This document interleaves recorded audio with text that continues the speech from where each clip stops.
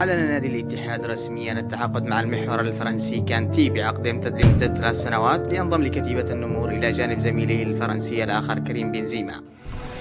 وحسب ما ورد فابريزيو رومانو أن خطة نادي الاتحاد هي تقديم كانتي في شهر يونيو القادم.